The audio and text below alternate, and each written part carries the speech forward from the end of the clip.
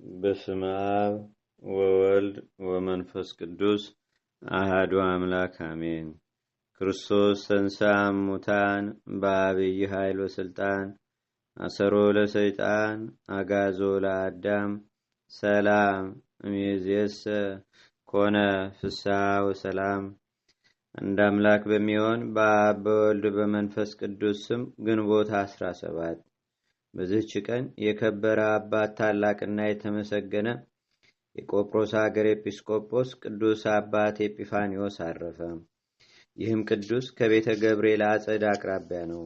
ወላጆቹም በኦሪት ሕግ የጸኑ አይሁድ ናቸው። እነርሱም ድሆች ናቸው። አባቱም ገባር ስለነበረ ይህን ቅዱስና አንዲት እህቱን ሳያሳድጋቸው ሞተ። እርሱም አንድ ክፉ አህያ ነበረውና የተወላቸው እርሱን ነው። እናታቸውም የኦሪትን ትምህርት በማስተማር አሳደገቻቸው። እናቱም አህያውን እንዲሸጠውና ከእርሱም እንዲያርፍ በሽያጩም እንዲረዳ ኤጲፋኒዎስን መከረችው። ሊሸጠውም ከአህያው ጋር ሲጓዝ አንድ ክርስቲያን ጻድቅ ሰው ስሙ ፊላታውስ የሚባል ተገናኘው። ያንን አህያ ሊገዛ ወዶ ከኤጲፋኒዎስ ጋር ቆሞ ሲነጋገር ያን ጊዜ አህያው ኤጲፋኒዎስን ኩላሊቱን ረገጠው። በምድር ላይ ወድቆ ለመሞትም ደረሰ። አባ ፊላታውስም በመስቀል ምልክት ኩላሊቱ ላይ በስመ አብ ወወልድ ወመንፈስ ቅዱስ ብሎ አማተበ። ቅዱስ ኤጲፋኒዎስም ያን ጊዜ ከሕማሙ ድኖ ተነሳ። ከቶ ምንም ሕማም እንዳልነካውም ሆነ። ከዚህም በኋላ አባ ፊላታውስ በዚያ ክፉ አህያ ላይ እንዲህ ብሎ ጮኸ። ስለ እኛ በተሰቀለው በጌታችን ኢየሱስ ክርስቶስ ስም ትሞት ዘንድ ይገባል። ወዲያውኑም የአህያ ወድቆ ሞተ። ቅዱስ ኤጲፋኒዎስም እሊህን ሁለት ተአምራት አይቶ በስሙ ተአምራት የምታደርግበት የተሰቀለ ኢየሱስ ክርስቶስ ማን ነው ብሎ አባ ፊላታውስን ጠየቀው። እርሱም እንዲህ ብሎ መለሰለት። የክብር ባለቤት የእግዚአብሔር ልጅ ኢየሱስ ክርስቶስ በኢየሩሳሌም አይሁድ የሰቀሉት ነው። ይህም ነገር በቅዱስ ኤጲፋኒዎስ ልብ ተቀረጸ።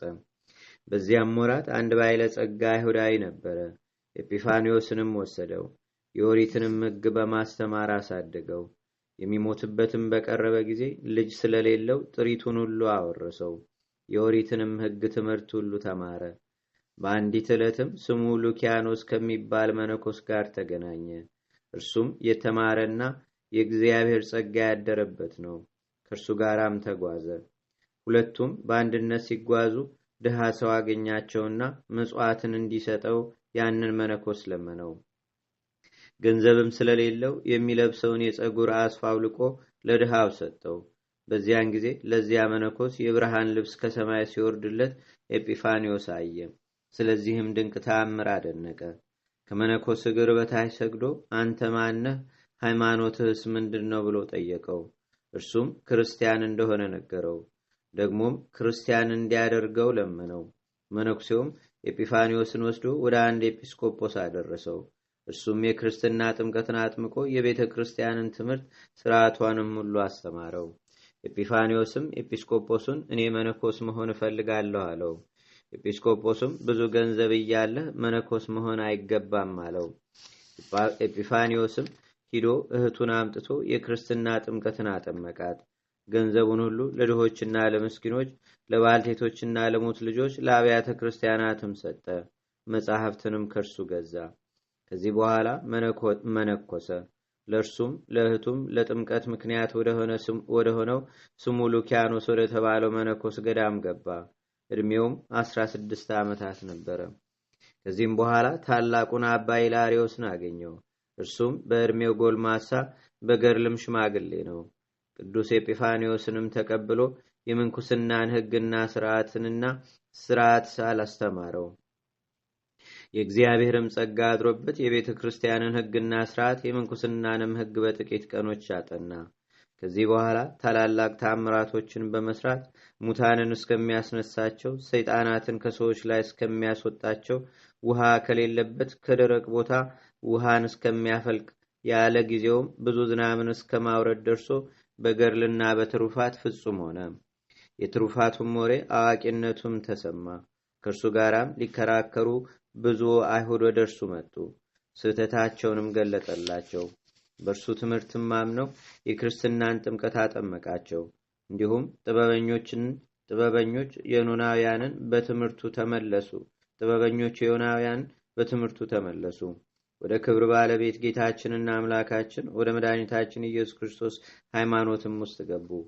መምህሩ ቅዱስ ኢላሪዮስም በቆጵሮስ ሀገር ኤጲስቆጶስነት እንደሚሾም ትንቢት ተናገረለት። ወደዚያም ሄዶ በታዘዘለት ቦታ በዚያ እንዲኖር አዘዘው። እንዲህም አለው፣ ኤጲስቆጶስነት ሊሾሙ በፈለጉህ ጊዜ እምቢ አትበል፣ ይህ በእግዚአብሔር ፈቃድ ሆኗልና።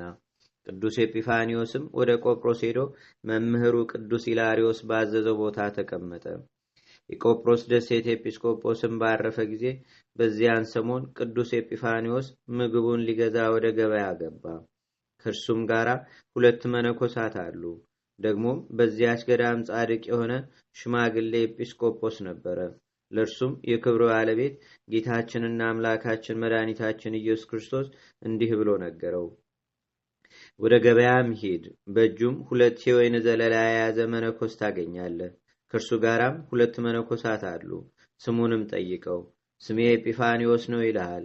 እርሱን ያዝ፣ በእጁ ያለውንም አስጥለህ ካንተ ጋር አምጣው። ያ ኤጲስቆጶስም የክብር ባለቤት ጌታችን እንዳዘዘው አደረገ። ባመለከተውም ቦታ አግኝቶት ይዞ ወደ ቤተ ክርስቲያን ወስዶ ዲቁና ሾመው። በ3ኛውም ቀን ኤጲስቆጶስነት ሾሙት። ከዚህም በኋላ ሽማግሌው ኤጲስቆጶስ የኤጲፋኒዮስን ልብ ደስ ለማሰኘት ሽቶ ስለ ኤጲፋኒዮስ ያየውን ራእይ ለሕዝቡ ገለጠላቸው። ስለ እርሱም ታላቅ ደስታ ሆነላቸው። ይህም ቅዱስ እግዚአብሔር በሚወድለት በሹመት ሆኖ በበጎ ሥራ ላይ ጸና። ጥቅም ያላቸውንም ብዙ ድርሳኖችንም ደረሰ። ርኅራኄ ስለሌለው ሰው በሚሰማ ጊዜ ተመልሶ ቸር እስከሚሆን ድረስ ሁልጊዜ ይገስጸዋል፣ ይመክረዋልም። በኢየሩሳሌም ኤጲስቆጶስ በአባ ዮሐንስ ላይ ምክንያት ፈጠረ። ስለ እርሱ ርኅራኄ እንደሌለው በሰማ ጊዜም ከወርቅ የተሰሩ የማዕዱን ዕቃዎች የሚመገብባቸውንም በውሰት ወሰደ። እነርሱም ወርቅና ብር ናቸው። ቅዱስ ኤጲፋኒዮስም ሸጣቸውና ለድሆችና ለምስኪኖችም መጸወታቸው። አባ ዮሐንስም እንዲመልስለት በሻ ጊዜ ምንም አልሰጠውም። በክብር ባለቤት ጌታ መቃብር ቤተ ክርስቲያን ውስጥም ቅዱስ ኤጲፋኒዮስን የልብሱን ጫፍ ስጠኝ ብሎ ያዘው። ቅዱስ ኤጲፋኒዮስም ወደ እግዚአብሔር ጸለየ። የአባ ዮሐንስም ዓይኖቹ ያን ጊዜ ታወሩ። ከዚህ በኋላም ይምረው ዘንድ በብዙ ልቅሶ ወደ እርሱ ፈጽሞ ማለደ። ዓይኖቹንም ይገልጽለት ዘንድ ለመነው። ሁለተኛም ቅዱስ ኤጲፋኒዮስ ጸለየ።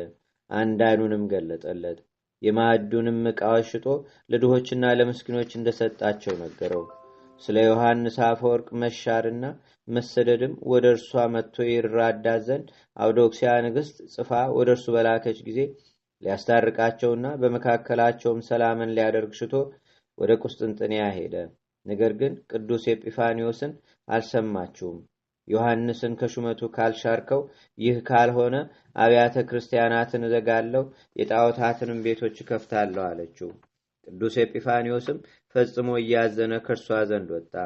ምን እንደሚያደርግም ያስብና ይጨነቅ ነበር። የንግሥት ባሮቿ ግን እነሆ ቅዱስ ኤጲፋኒዮስ ዮሐንስ አፈወርቅን ከሹመቱ ሻረው እያሉ በቁስጥንጥንያ ከተማ በሐሰት አወሩ። ቅዱስ ዮሐንስም ይህን ወሬ በሰማ ጊዜ ወደ ኤጲፋኒዮስ እንዲህ ሲል ላከ። ለምን ያለ ፍርድ በእኔ ላይ ይህን አደረግህ? አንተ ወደ መንበረ ሲመትህ እንደማትደርስ ወቅ። ኤጲፋኒዮስም ለመልእክቱ መልስ እንዲህ ሲል ጻፈ። ስለ አንተ ምን የጻፍኩትና ከንግሥት ጋር የተስማማሁት ነገር የለም። አንተም ከስደት እንደማትመለስ ወቅ። ከዚህ በኋላ ወደ መንበረ ሲመቱ ሊሄድ ሽቶ ከቁስጥንጥንያ ወጥቶ በመርከብ ተሳፈረ። እግዚአብሔርም የዮሐንስን ጽድቅ ሊገልጽ ከመንበረ ሲመቱ ሳይደርስ ቅዱስ ኤጲፋኒዮስን በመርከብ ውስጥ አረፈ። እንዲሁም የቅዱስ ኤጲፋኒዮስንም ክብር እንዲገልጥ ቅዱስ ዮሐንስ በተሰደደበት አረፈ። የከበረ ኤጲፋኒዮስም የሚያርፍበትን ጊዜ አውቆ ተነስቶ ጸለየ። ለደቀ መዛሙርቱም እነርሱ ኤጲስቆጶሳት እንዲሆኑ ነገራቸው። በሰላምታም ተሰናብቷቸው ከዚህ በኋላ በሰላም አረፈ። ለእግዚአብሔርም ምስጋና ይሁን፣ እኛንም በጸሎቱ ይማረን፣ በረከቱም ከኛ ጋር ትኑር ለዘላለሙ አሜን። ሰላም እብል በቃለ ስብሐት ወይባቤ ለከናፍሪሁ መሃዘ ከርቤ ኤጲፋኒዎስ ከዊኖ በመንፈስ ቅዱስ ነባቤ ማመረሰይ ኳስኬማ መላእክት ግልባቤ ውስተ ልቤ ኪተ እያሂደርኩ ይቤ ሰላም ለአባ ሉኪያኖስ ኤጲፋኒዮ ዘደገኖ ህጋ በዊሁ መኒኖ ሶበነጸረ ገሃደ ማበልዑል አምላክ አድህኖ ልብሰ ክብ ጻዳ እንዘላይሌሁ ይትፌኖ እየንተ ወሃበ ለሩቅ ክዳኖ። አንድ አምላክ በሚሆን በአብ በወልድ በመንፈስ ቅዱስ ስም የግንቦት ወር 18 በዚች ቀን የክብር ባለቤት ጌታችን ካረገ በኋላ በ10ኛ ከትንሣኤው በ50 ቀን ለደቀ መዛሙርቱ ከአብ የሚሰርጽ ሌላ አካላዊ ሕይወት ጰራቅሊጦስን ልክላችኋለሁ ብሎ ተስፋ እንደሰጣቸው በሐዋርያት ላይ አጽናኝ መንፈስ ቅዱስ ወረደ። በዚህች ዕለት የአባ አብርሃም ጓደኛ የከበረ አባ ጋርጌ አረፈ። በዚህች ዕለት የሰማዕት ሲኖዳ መታሰቢያው ነው። ለእግዚአብሔር ምስጋና ይሁን። እኛንም በቅዱሳን መላእክት፣ ጻድቃን፣ ሰማዕታት፣ ደናግል፣ መነኮሳት፣ አበው ቀደም ይልቁንም በሁለት ወገን ድንግል በምትሆን በእመቤታችን በቅድስተ ቅዱሳን በድንግል ማርያም ረድኤትና በረከት አማላጅነቷም በአገራችን በኢትዮጵያ በሕዝበ ክርስቲያኑ ሁሉ ላይ ለዘላለሙ አድሮ ይኑር፣ አሜን። ዛቅረብኩ ማሌታ ዘኪራ ይላፈ ምለተጸምዱከ ዘልፈ ለላነብብ ተወከብ ዘንዴቴ መጽሐፈ እንደረሰይ ከእግዚኦ ጸሪቀመለት ውኩፈ ምላቡ ውላን ዘተርፈ ነቢያት፣ ቅዱሳን፣ ዋርያት፣ ሰባኪያን፣ ሰማዕቶ፣ ጻድቃን፣ ደናገል፣ አዲ ወመነኮሳት ሄራን ባርኩ ባርኮ ጉባኤ ዛቲ መካን እስካረጋይ ሊቆኑስ ሕፃን ለዘጻፎ በክርታስ ወለዛ ጻፎን ዘይደርስ ለዛ አንበቦ ለዘተርጎሞ በልሳን አዲስ ወለዘሰማ ቃሎ በዝነ መንፈስ በጸሎተሙ ማርያም አራቂተ ኩሉም ባይ ስቡረ ማረነ ኢየሱስ ክርስቶስ አቡነ ዘበሰማያት